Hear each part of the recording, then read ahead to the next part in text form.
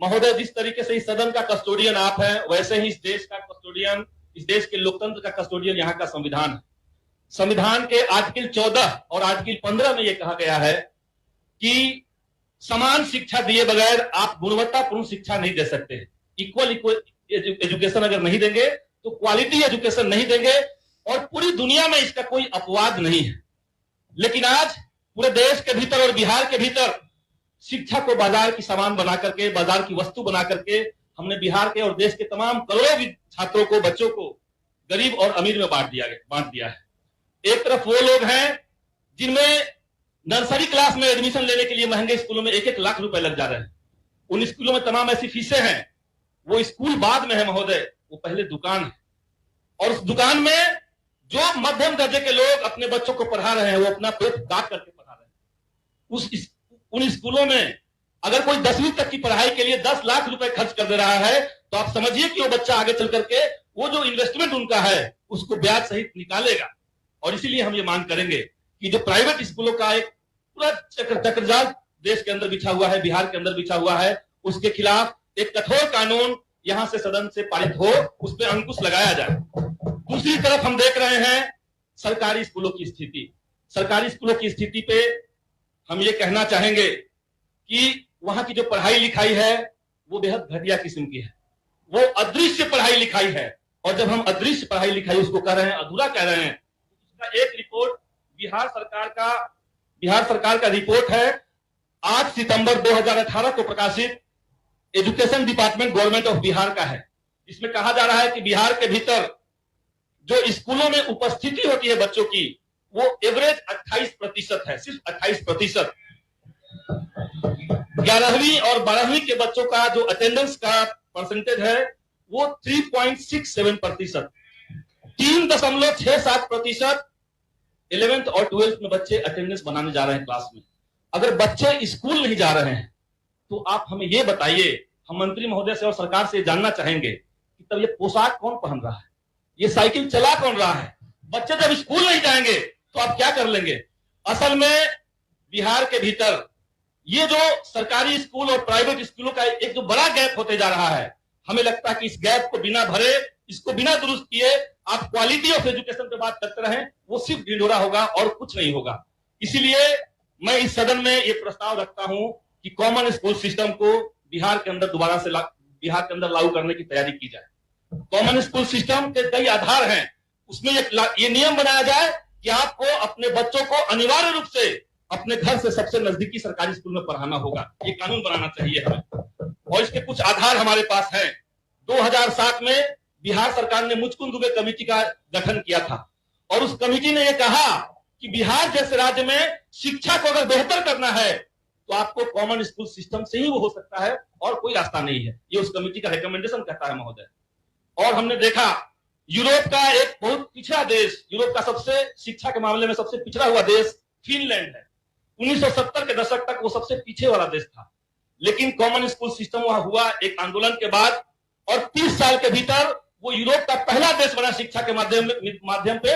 और पूरी दुनिया में आज फिनलैंड जो है वो अपने स्कॉलर्स को प्रोवाइड करता है, स्कॉलर अपना भेजता है, उससे उसकी आमदनी हो रही है। तो ये हम चाहते हैं G8 जो दुनिया के सबसे 8 शक्तिशाली देशों का एक समूह है, उसमें इंग्लैंड को अगर छोड़ दिया जाए तो बाकी 7 जो देश हैं वहां पे कॉमन स्कूल सिस्टम और नेबरहुड स्कूल सिस्टम ये लागू है। इसलिए हम चाहेंगे कि बिहार के अंदर भी बिहार इसकी शुरुआत करे और पूरे देश को एक रोशनी दिखाए। इसलिए इस प्रस्ताव को हम यहाँ पे रख रहे हैं। आजादी के 70 साल हो गए महोदय, और देश के करोड़ों बच्चे और उनके जो पेरेंट्स हैं वो जस्टिस के लिए इंतजार कर रहे हैं, उनको न्याय चाहिए। और शिक्षा के मामले में न्याय तभी संभव होगा जब आप कॉमन स्कूल सिस्टम को, समान शिक्षा प्रणाली को बिहार के अंदर और देश के अंदर लागू करेंगे। इसलिए इस प्रस्ताव को हम यहाँ पे रखना चाहते हैं। इस सदन के सामने मैं एक दूसरे बात की तरफ ध्यान आकृष्ट कराना चाहता हूं। हमने देखा है सरकार का एक टर्म यूज होता है पारा टीचर, जिसका हिंदी में मतलब हुआ अर्ध शिक्षक। सरकार अर्ध शिक्षक की नियुक्ति कर रही है, शिक्षा मित्र की नियुक्ति कर रही है, शिक्षा सेवक की नियुक्ति कर रही है, टोला सेवक का तालीमी मरकज की नियुक्ति कर रही है, लेकिन शिक्षकों की नियुक्ति नहीं कर रही है।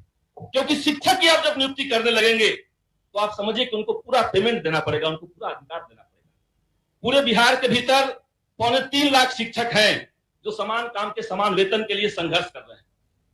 संविधान का आर्टिकल 39 का ख सेक्शन जो है, बी सेक्शन जो है, वो ये कह रहा है कि आप एक काम के लिए दो वेतन नहीं दे सकते।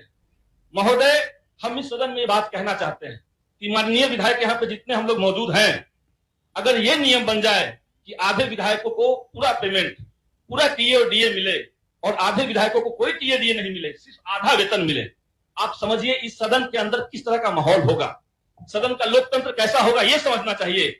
उन तमाम शिक्षकों के लिए, वो चाहे टोला सेवक हो, तालीमी मरकज हो या गेस्ट फैकल्टी हो, गेस्ट टीचर हो, उनके लिए स्कूलों में यही माहौल बना के रख दिया गया है।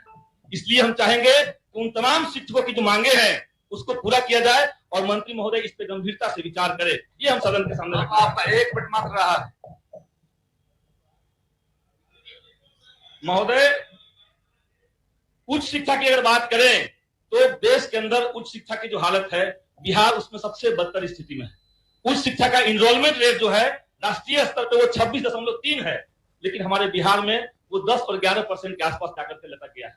हम नए विश्वविद्यालय नहीं खोल रहे हैं, पूरे बजट के भीतर पॉलिटेक्निक और आईटीआई से आगे की बात नहीं की गई है और हम धड़ाधड़ कॉलेज और स्कूलों को बंद करते जा रहे हैं। किशनगंज में, सीमांचल के किशनगंज में एएमयू खोलने की बात थी, अलीगढ़ मुस्लिम यूनिवर्सिटी वहां खोलने की बात थी, अभी तक वो मामला पेंडिंग पड़ा हुआ है। मगध यूनिवर्सिटी, उसके 118 एकड़ जमीन को सरकार ने आईआईएम को दे दिया है। उसमें 6 छात्रावास, यूनिवर्सिटी कैंपस के अंदर के 6 छात्रावास, एक स्टेडियम और 32 जो स्टाफ क्वार्टर है वो आईआईएम को चला गया है।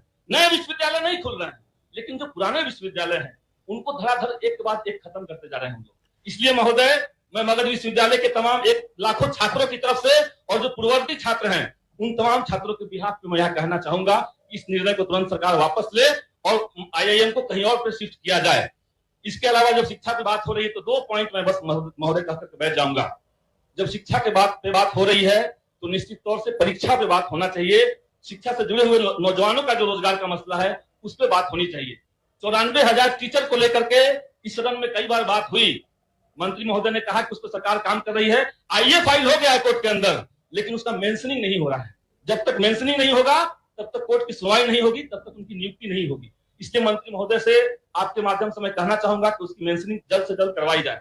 दरोगा बहाली का महोदय, दरोगा बहाली के पीटी में और मेंस में दोनों जगह खुलेआम धांधली हुई है। अखबार में छपे हुए, सोशल मीडिया में उसका सबूत घूम रहा है। उसमें स्टूडेंट्स को न तो क्वेश्चन पेपर दिया गया, न कार्बन कॉपी जो एमआर शीट की थी वो उनको दिया गया, और न तो रिजल्ट के प्रकाशन में कोई कट ऑफ दिया गया है, न तो कोई मॉडल आंसर की दिया गया।